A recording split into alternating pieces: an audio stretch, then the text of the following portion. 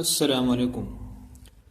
جب بھی میں کسی سلجھے ہوئے خوش حال نوجوان کو دیکھتا ہوں تو یقین ہو جاتا ہے کہ ضرور اس کا باپ صالح اور نیک آدمی ہوگا۔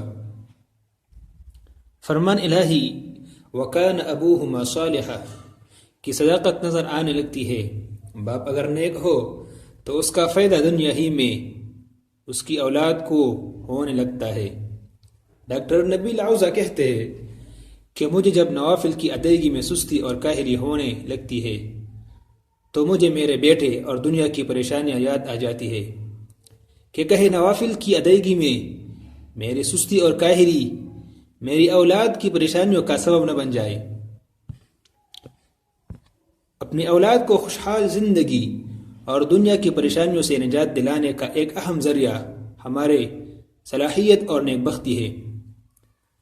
ہر شخص کی تمنا ہوتی ہے کہ اس کی اولاد نیک اور فرمان بردار ہو، لیکن صرف خواہش سے کچھ نہیں ہوتا، اس کے لیے خود بھی نیک اور صالح بننے کی ضرورت ہے۔ حضرت عبداللہ بن مسعود رضی اللہ تعالیٰ عنہ جب رات میں نوافل ادا کر رہے ہوتے تو سامنے اپنے چھوٹے بچے کو سویا ہوا دیکھ کر کہا کرتے تھے، یہ تیری روشن مستقبل کے لیے ہے، اور روتے ہوئے وَكَانَ أَبُوهُمَا صَالِحًا کی تلاوت کرتے تھے۔ حضرت سعید بن مسیب کا بھی یہی حال تھا۔ فرماتے، نماز پڑھتے ہوئے جب مجھے اپنے بچے یاد آتے ہیں تو نماز لمبی کر دیتا ہوں۔ سورہ کہف کی واقعے سے بھی یہی بات سامنے آتی ہے کہ باپ اگر نیک ہو تو اس کا فائدہ اس کی اولاد کو بھی ہوتا ہے۔ ڈاکٹر نبیل عوضہ کہتے ہیں کہ میرا ایک دوست کویت میں ایک حکومتی ادارے میں اچھے منصب پر فائز ہے۔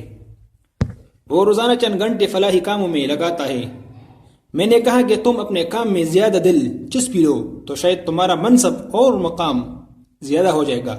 کہنے لگا، تم جانتے ہو کہ میں 6 بچوں کا باپ ہوں جن میں سے اکثریت میرے بیٹوں کی ہے، اور مجھے ڈر ہے کہ کہیں یہ بے راہ روی کا شکار نہ ہو جائے۔